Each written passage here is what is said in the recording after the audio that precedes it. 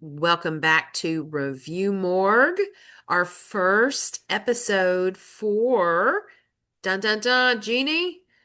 Season 5. Ba, ba, Woohoo! ba.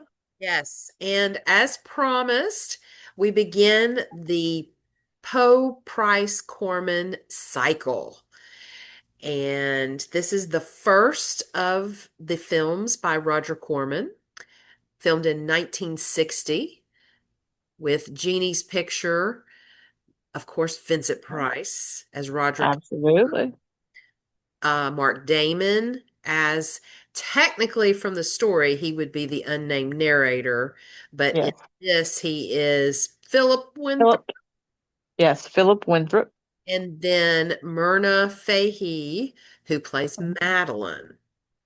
And He's so, Jeannie, where do you want to begin? A little bit about oh who Roger Corman and the writer of the screenplay. yeah, might as well. Okay. Let's just start there. Okay. So, of course, this is the great director, Roger Corman. He did 8 Poe films, but Vincent Price was only in 7, and we'll get to all 8 this season. But just remember, one of them has a different lead actor, but we won't go there yet. Exactly. And the screenplay writer was none other than Richard Matheson, who wrote I Am Legend. He wrote for The Twilight Zone and the story that inspired Nightmare at 20,000 Feet, the great episode with William Shatner. He wrote the short story that evolved into that episode. He also wrote a novel, I'm sorry, The Shrinking Man, also filmed as The Incredible Shrinking Man, which I think has been remade a couple of times. And so Richard Matheson was an incredible writer. And so I think that went very far for this film. What do you think, Jeannie? I think so too, especially in all the ones that we've discussed up until this point. There Yeah, has been some not so good, but then there has been some, I won't say exceptional, but adequate writing. right. This one, it's getting there. It still, to me, isn't quite level to the Edgar Allan Poe level, Mm-hmm. but it was getting closer because they kept closer to the actual story. Now, that was one of the things from all the other movies that we've discussed thus far, Mm-hmm. is there's been certain variations, some that were just so out there that the only thing that was Poe was just the name. Yes. Yeah, Pinot, Poe in name only. Exactly. So the writing, you could tell, was very much adapted by someone who respected and actually appreciated Poe's works. Absolutely. I 100% agree. And so a little bit more about the actors. Of course, you know Vincent Price. He's been in so many films and he is just master of horror, master of the macabre, Hmm. and we love him. You just, to me, you can't get enough. I mean, House on Haunted Hill, The Abominable Dr. Phibes, House of Wax, and going further back even with Dragonwyck, a very gothic tale. Yep. I could go on and on and on. And Well, so, and one of the things also is one of the things I love about some of the actors that are my favorite is their voices. oh my Because God, yes. I have this I've always had this auditory love Hmm. because I've been so sensitive. I've had sensitive ears forever and a day. Are you And related to Roderick? apparently I am. Because when I was thinking, I'm like, ooh, dude, I feel you. So, but yes, Vincent Price's voice, now, albeit it's not as macabre in this one as it gets as he gets older in some of his later works, Mm-hmm. but just just that lilt, just that, I Yeah. don't know, smoothness of his voice, it just attracts and makes a whole difference because he can say so much in just the softest way. Yes. And that makes him, ranked with those actors that, like Sean Connery and Sam Elliott, Mhm. that their voices doesn't matter if you see their face. If you hear that voice, you're like, I know that. I know that person. Absolutely. And he as an actor, not his presence, not only that, but his voice, it commands the room. Like you said, Hmm. even when it's something softly spoken, it commands the room and everyone stops because it's like you better listen. Yes, exactly. And then, of course, and I will have to say this, there was a very substantial cast with him Hmm. that they may have not been very well named or became well named actors along the way, Right. Uh-huh. but he had a great supporting cast because he wasn't really that central in itself, but what moments he was in, it's like they were phenomenal. Yes. And then whenever the cast went off and did, other things, it's like he was still there, even though he wasn't. Yeah, absolutely. Absolutely. Yeah. And so the Philip Winthrop character, which would be the unnamed narrator in Poe's story, he has been in a few other films. He was in Monster from 2003, so he would have been an older gentleman from that. Just looking at some of his more notable things. Um, some other horror films, The Devil's Wedding Night, Crypt of the Living Dead. A lot of these are all 70s style horror films. And so Right. that's kind of just the what's coming up. And his name was Mark Damon.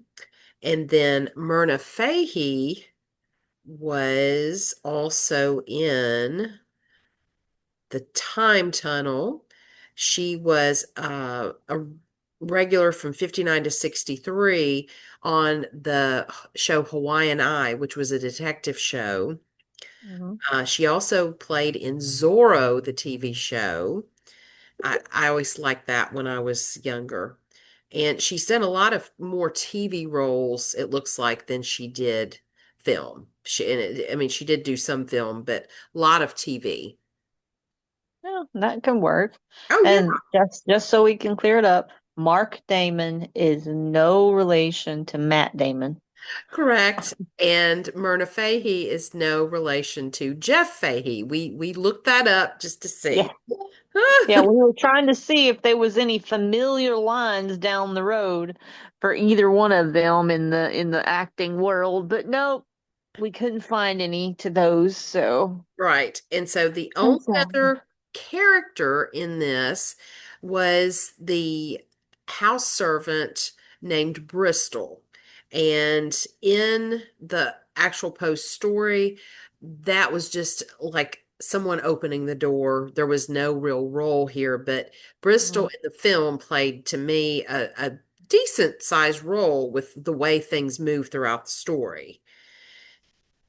And Yeah, and I think with the way that the writer Matheson mhm, created his character is like he was born from the house, that he had yes. served the house for so long, like he came as part of the house.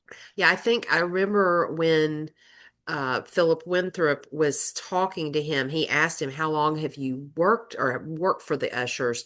And he Mhm. said around 60 years. So, Yes. yeah, so he had been there ever since he was able to probably go out and work. Yeah. So it's like he created it's like to me, Bristol was the human embodiment of the actual house. Yes, yes. And his name was Harry Ellerby, and some other notable things he was in. He was in The Outer Limits. He Hmm. was in One Step Beyond, and he played Smithers in the movie Desk Set with Spencer Tracy and Katharine Hepburn. So, and Nice. he has other movie roles and TV as well. And so, yeah, so some people with a smaller notability, but probably very popular from the 60s and 70s. Exactly. And considering there was only four actors in this whole film, Mm-hmm. they were strong actors. Yes. Yeah, Even with the smallest roles, they were strong actors. So that was good. absolutely. But even though there were four human characters, we Hmm. cannot forget the fifth character, what lies Oh, behind me. yes, the house. That that was the only thing that I think that bothered me the most throughout the film Mm-hmm. was it bordered on corny. That's Okay. what killed me about the movie was I know that they were trying to do it to set it up to, hit that horror mark and that macabre, that, you know, s- creepy feel, but Yes. it's like they just took it one step too far and it just made it. What example would you give, Jeannie, for that? Okay. I'm just Well, curious what you, one would be like with like when it sounds like the cracking of the foundation. the Fisher and everything. Yeah. Yeah, with the fissure and the cracking and everything. Yeah. It started out pretty well, but then by the end, it just sounded like somebody was breaking apart a styrofoam cooler. Okay. And Because maybe I didn't pay as much attention to that because it did feel like it was building, but I was okay, I guess, with it how it built. well, and that wasn't even the bad part. I was okay with the building of it, but it just like it fell so flat Okay. when it got to it, just like with the moaning of the different voices and all that. And I'm like, yes, it was overused. It was overdone to where it overshadowed the scene to Okay. where it's like you're killing me here. Hmm. You know. Yeah. Yeah, and like with all the sound effects. And Yeah. with you bringing this up, this is it's kind of an interesting thing to tie into with in Poe's story as well as in the film. And I think Vincent Price plays this part of the movie so well in showing and illustrating how he has these sensitivities to sound. Just a whisper would make him like go crazy. And he felt like he could hear her trying to, scratch the coffin, calling his name from Mhm. a very dark, deep recess of the house.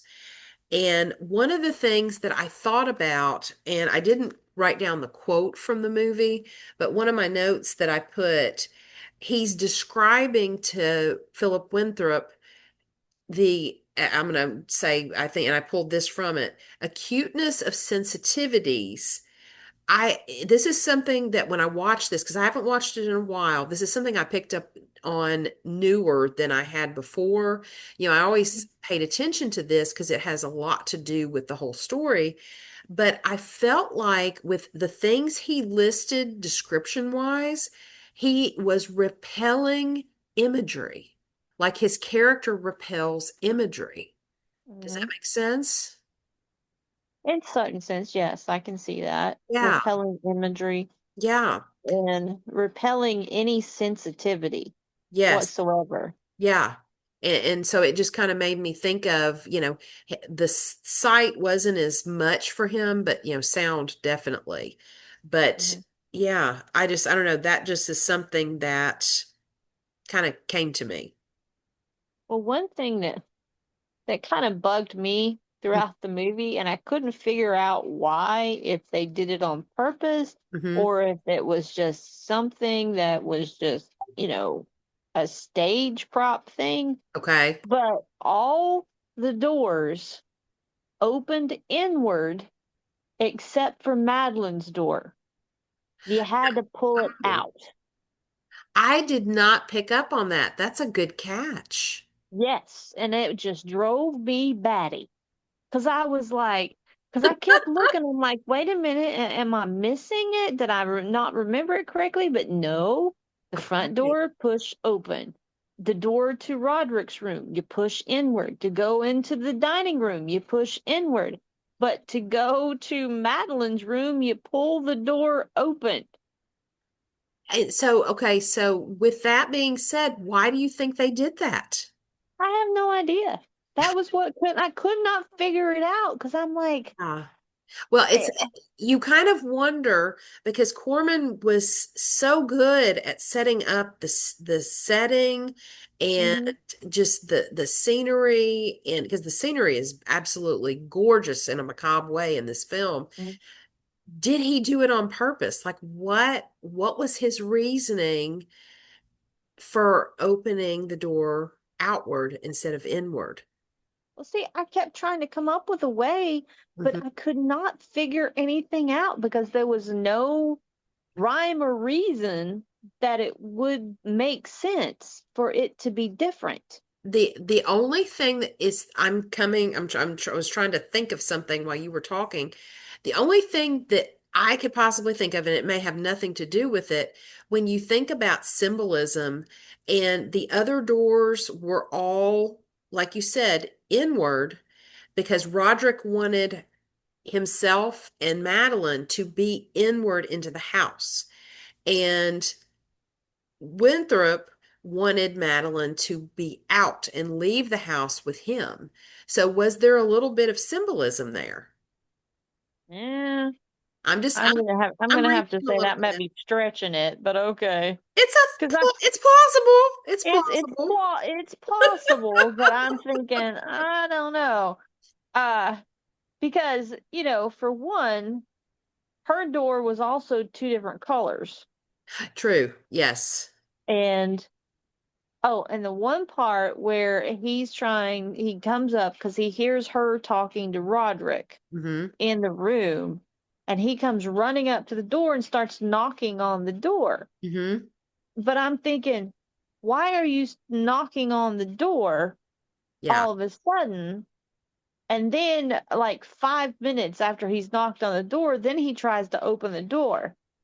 And I'm like, wouldn't you start knocking after you tried to open the door to see that it's locked?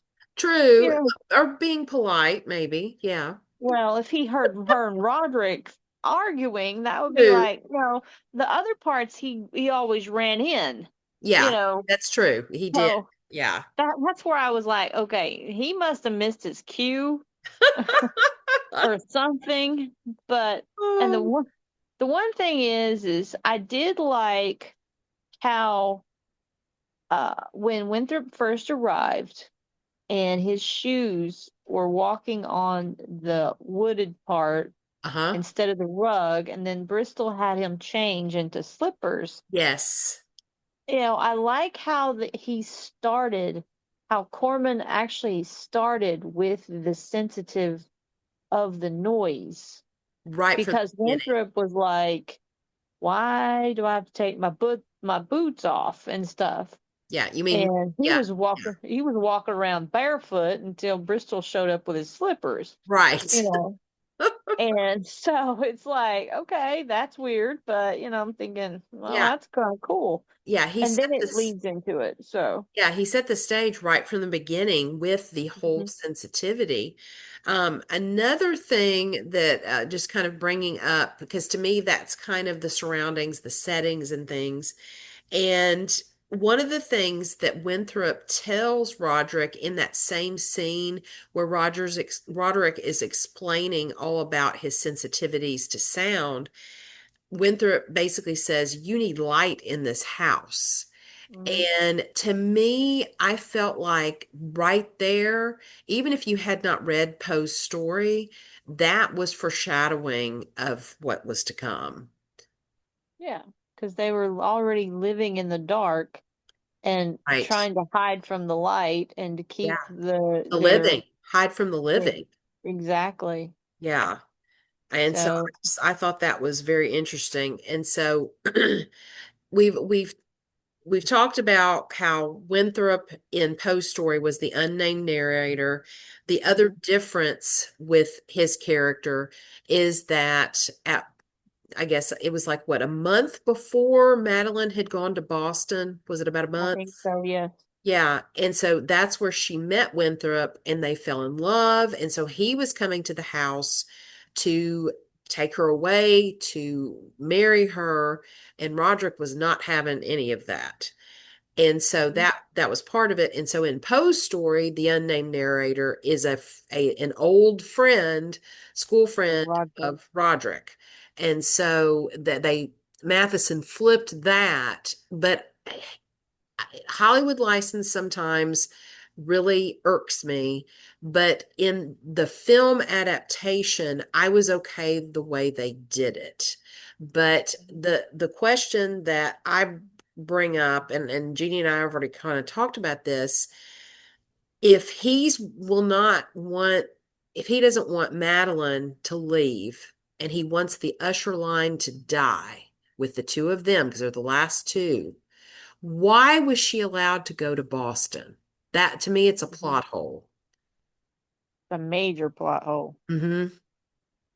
because not only did she go to Boston, but she met someone, fell in love, and got engaged. Yes, And why did she come home if she was engaged? yes, Because that kind of just was like, that doesn't make any sense because then her fiance shows up at her door to take her back to Boston. And it's like, why did you let her leave?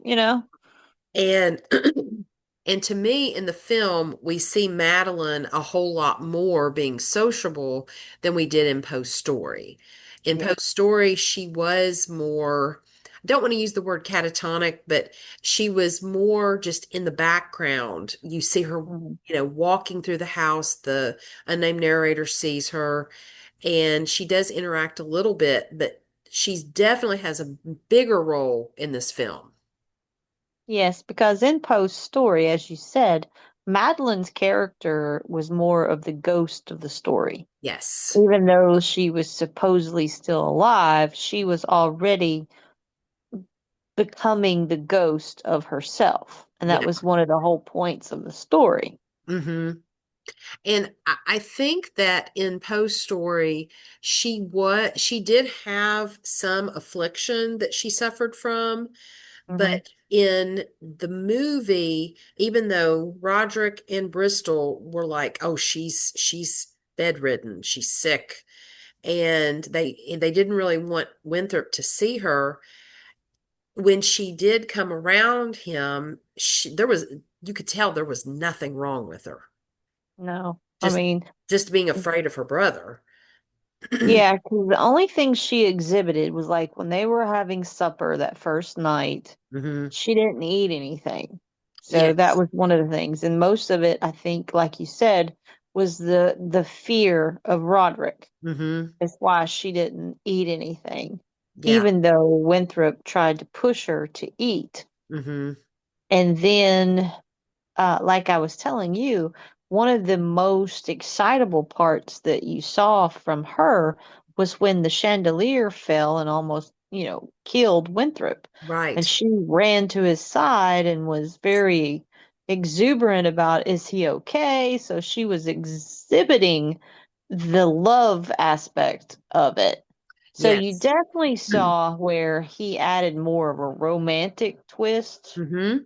for movie's sake for Hollywood on that aspect of it. Yes. Yes. But there's one thing that really was like, okay, so Fahey must have not weighed more than like 50 pounds Mm-hmm. because every one of them carried her at one point or another, not once, but twice throughout the film. That is so Bristol, true. Winthrop, Roderick, every one of them was carrying her out of the room or into the room. That And is I'm so like, true. good Lord, she must not weigh anything, Oh. or they must not be going very far Mm-hmm. because I'm like, that's all, because she was either passing out, she was, and like you said, the only thing they kept referencing is that she was bedridden, that she was kind of had a weak constitution Yes. type of thing. And then later on, they even said that she had a weak heart. Mm-hmm. And then Bristol even said that she suffered from catatonia. Yeah, and he Yes. caught himself, and Yes. Winthrop picked up on it because it was just the two of them in the kitchen, Hmm. and he was like, "Did you say catalepsy?" And he's like, "Oh, no, no." And it's like, "Oh yeah, you did." And so Yeah. that's when this was after she supposedly died, Yeah. and she had been put in her coffin in the crypt below. That's when Winthrop realized she wasn't dead, and he Yeah. immediately went down to the crypt to get her out. Yeah. So, and that, I mean, there was some interesting flow with the story. Hmm. Like you said, there was some pretty big plot holes between that and the original story that Poe wrote. Yeah.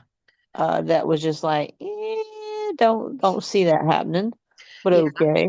And I get because Winthrop became a love interest instead of Roderick's friend. I Yes, see where they had to have them meet somewhere, but it would have almost made more sense if he had met her a long time before, just a month. exactly. Yeah, It definitely. just seemed to me that's where the Hollywood storyline came into play. Hmm. And I Um, was just like, yeah, okay. well, one other thing that I noticed that I had not thought about before was when Winthrop came into the room when they had placed Bristol and Roderick had placed her in the coffin, where the altar was. Uh-huh. And he's walking up to her and they're talking, and Winthrop's like, I can't believe that she was this far gone and all this. And then all of a sudden, Roderick makes this face, and they were kind of almost done with the scene anyway in their dialogue, but he makes this face like, oh my gosh. And he shuts the coffin very quickly.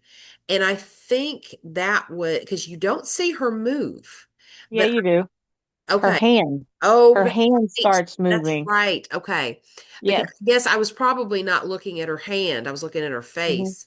And yeah, and he shuts it really quickly. And Hmm. it fools Winthrop at first, but then obviously when the catalepsy came out of the bag. Exactly. Sorry, When Bristol let it out of the bag. yes, pun intended. Exactly. Then he figured it out, but he was fooled right then. And so, Yeah. but just the way Vincent Price as Roderick made that face, it was just brilliant because it was like if Winthrop says anything to him about how he just acted, you know, I'm sure he would have just played it off as grief and, just downtrodden, just can't believe this Well, happened. and after he slams it shut, Right.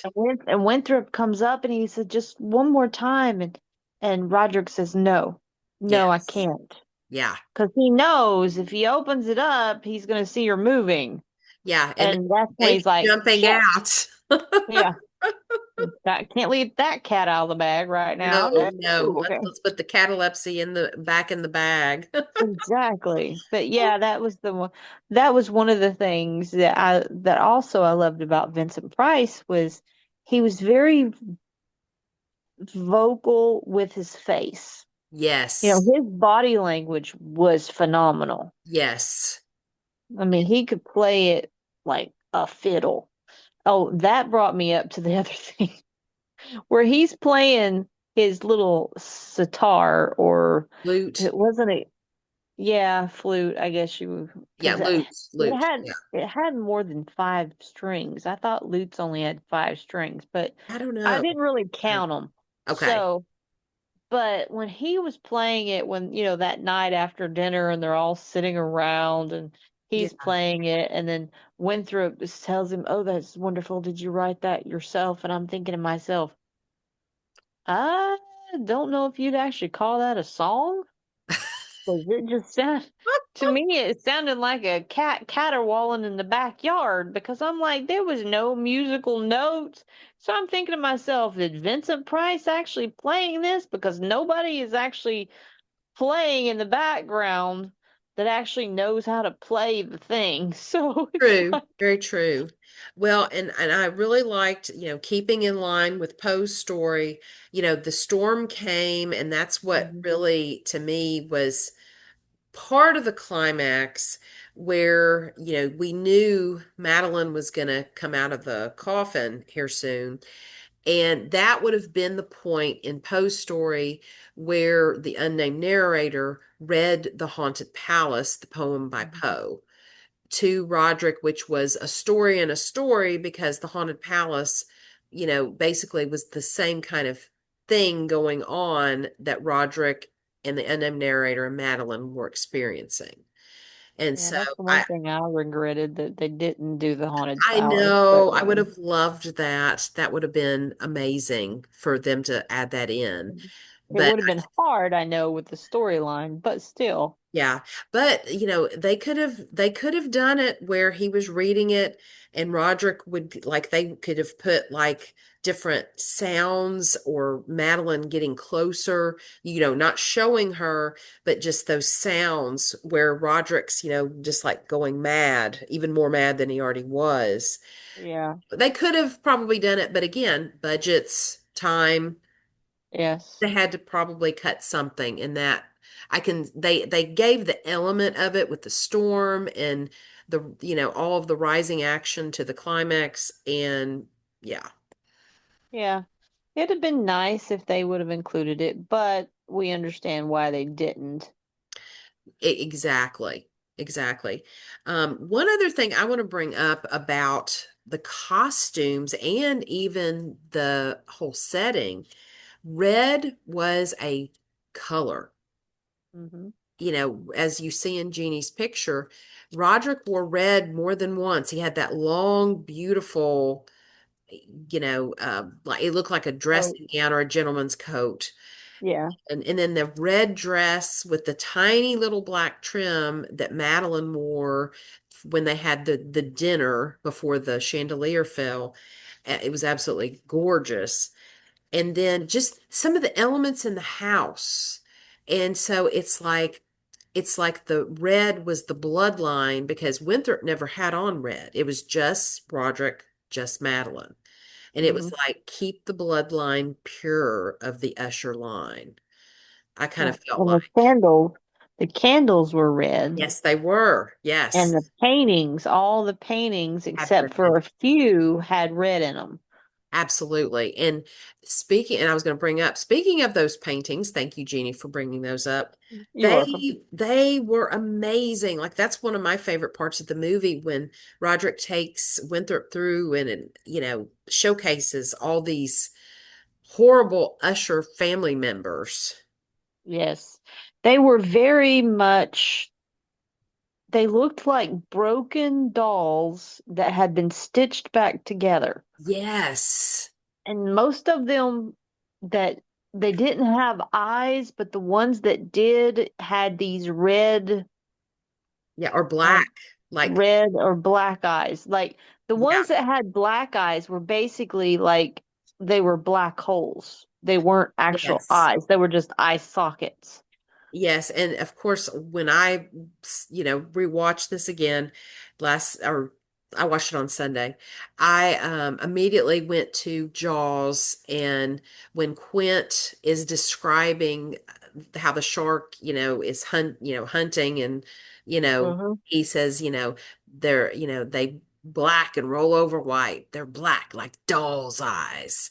And that's Yep, what immediately took me to that, thinking about that. I know it has nothing to do with each other, but that to me described those eyes. They were so creepy and just so perfect for this gothic home. And they did. They did fit very well. And the yeah. one painting that was in Roderick's room that wasn't hanging, but Yeah. it was on the pedestal Hmm. or the easel Yeah. that you can't really tell what it is. It's got all the same colors, the reds, the blues, the grays, the blacks, Yeah. until that one moment where the all the candles blow out and the lightning strikes and illuminates Roderick standing there with the gun in front of it. It's Yes. at that moment that you can see what the painting is, and it is Madeline. Yes. And It it's just so it just gives me phenomenal. chills thinking about that right now. Yeah, it was just that was just one to me, that was the perfect moment of the movie Yeah. to where everything just kind of all meshed together at once. Hmm. And I was like, oh, yeah, there we go. Absolutely. And to me, we also kind of got a little bit of a backstory, more than I think Poe's story gave, about the previous ushers, Hmm. where, Roderick explained that this house and the land was green and, fertile, and just the house was beautiful and, in perfect condition. And then something changed when the tarn started, you know, doing something to the land. Expecting it. It's like the Yeah, house, because he yes, says that the house was moved from England to New England. And right. he said then it was like all of a sudden the seepage from the house, from all the lines of the ushers, when he starts saying how, the thieves and the murderers, the assassins, Yep, and he starts naming all the horrible deeds that all the ushers had done before them, right. and that how they had become part of the house, that he plays that the house itself was the plague. Yeah, and evil. Yes, Yes. absolutely. And that makes such sense in, and even within Poe's story. I mean, just what Richard Matheson took out of that from Poe's story, it just meshes so well. Yes, it does.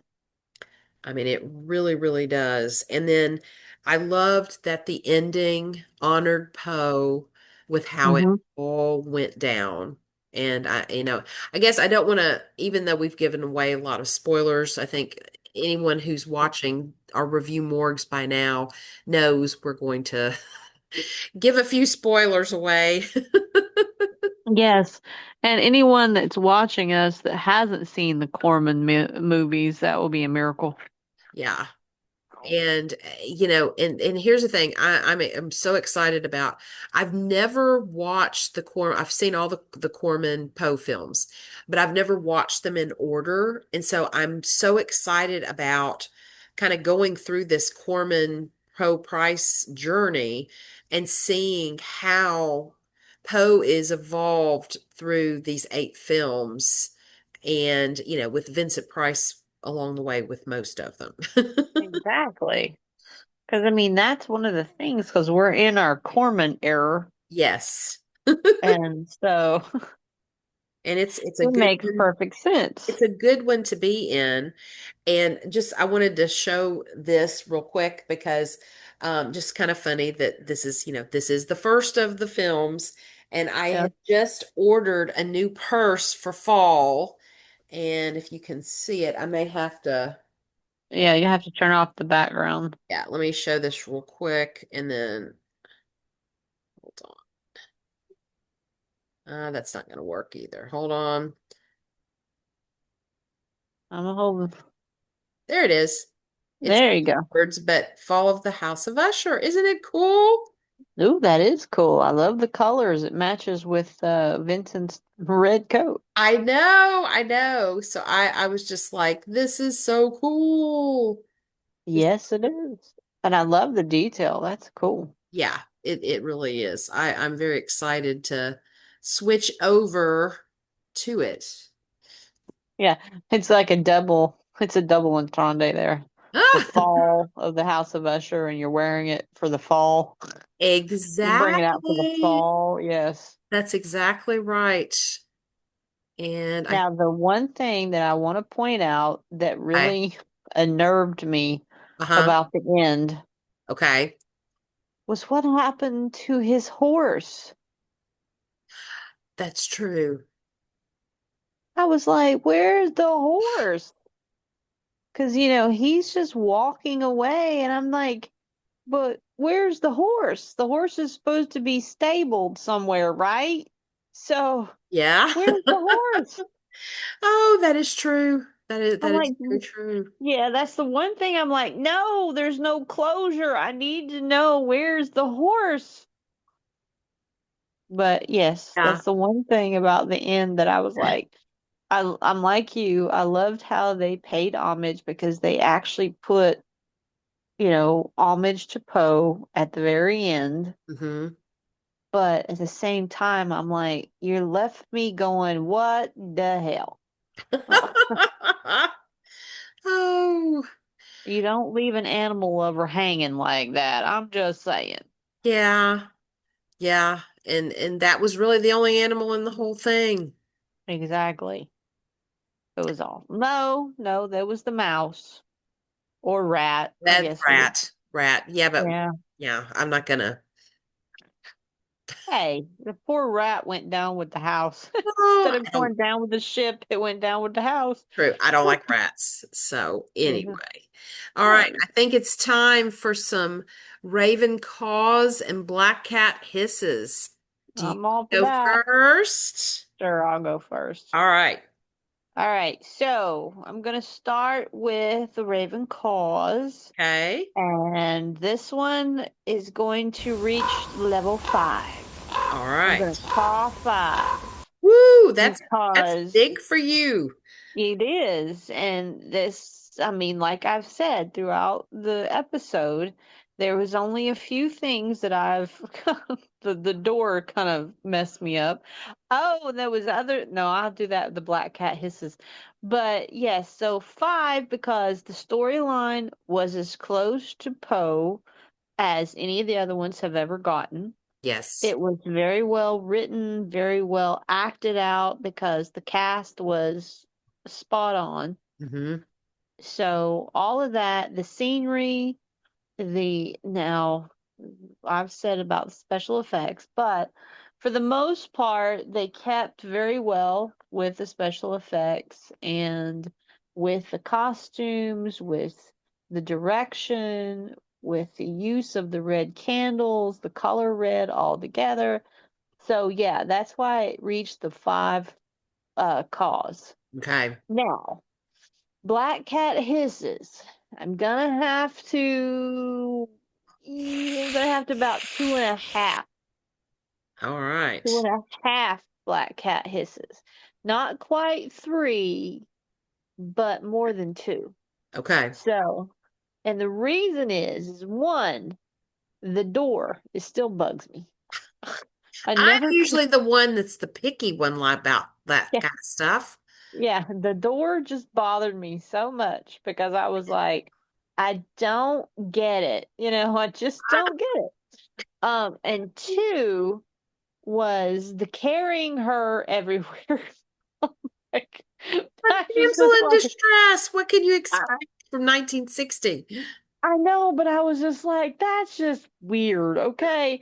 It's like She can walk on her own or at least drag her or something. Come on. Oh But gosh. every one of them had to carry her. Yeah. And uh her changing clothes, because it was like, all right, you see her after her supposed death, and she has on this like travel outfit, right? Yeah. Well, then when you look at her in her casket, she has a whole different outfit that looks like a nightgown on. Yeah. That's true. That's pink. Yeah, which what she's wearing in the picture over here. Yes, and you're Picture. going, who changed her? You know, who changed her out of that outfit into that outfit that she was buried in? Because Yeah. that kind of disturbed me. I'm like, there's only three men in the house. Okay. Right. Right. Just saying. Why wouldn't you bury her in what she was already wearing? True. So, and, s- and I guess the blood, the blood loss is what really caught me the most. Because I'm thinking to myself, as much as he's following her trail, her blood trail, Right. if she had lost that much blood, she'd have been dead 10 times over. Because you can't lose that much blood and still be walking around. Yeah. Especially in some, there was like these huge puddles, and you're going, That's true. Yeah, because like some steps had like just some droplets and yeah, then there was yeah, like a little pool and that kind of yeah. thing. Yeah. But it's like, yeah, you can't lose that much blood and still be walking around because it ain't happening. Um, so yeah, that was the one thing that really I was like, okay, because you kept just seeing him go and he's going all around these like, because Bristol told him, the hidden passageways, there's so many of them, you could get lost. And every Yeah. time you see poor Philip, he's like going up and down again, and I'm thinking, son, you are wearing me out. Oh, But yes, that's why it was like not quite three, but not more than two. okay. All right. So for me, I'm also going to give it five Raven Calls Woo-hoo! because to me, it had everything that a Hollywood Poe film should have, and except for a small little bit, and I'll talk about that on the hisses that I give. And I loved it. It captured the gothic, love that I have of, that era. And just that the acting was superb, the directing, the writing, everything was so good. And it's to me one of the closest Poe adaptations to Poe, with just a Yes, few tweaks that they made. And I understand why they did what they did. Um, yes, and also adding, this was the other thing I was going to add about like the paintings, even though they were the dark, just disfigurement of humanity, the despair. It almost reminded me of the seven deadly sins in a way, but just the way they were placed around the house and just the gothic feel of the house, it made me think of Dark Shadows because yes, paintings were huge in the house of Collinwood. And so that was just, I just finished that not that long ago, and it's like that's still present with me. And so it's just like, oh, this is so awesome. And yes, then but yeah, just I can't say enough about how much I love this film. It's always been one of my favorite Poe films, especially of the Vincent Price ones. And so going to the Black Cat Hisses, I'm only going to give one. And it's because the film was done so well and only those few minor things, and just like with the plot hole of her going to Boston, I can't I almost can't even give it a one, and I kind of wanted to say six Raven calls, but to me this makes six, five good, one hissy. And so I just feel like, this is a superb film. And we'll see what happens on the next seven. Mm-hmm. Yes, but I, yeah, I'll agree for the most part that if it wasn't for the few things that I said, I probably would have given it only a one Yeah, also. But yeah. You had a there few were more too many. things that Yeah, yeah, and that's okay. That's okay. yeah. And some of them I know were Hollywood faux pas, but Right. still, it was like, no. And, the one thing that really bothered me is what happened to the horse. Yeah. Yeah. My mom like, no, not the horse. Um, Yeah. oh, yeah. And, well, I think it was ironic that it, yes, it is one of the closest to an adaptation of Poe's works that we've discussed so far that does it justice. Yeah. And Vincent Price makes this movie. Absolutely. He is the central focus, even though he is not in every scene.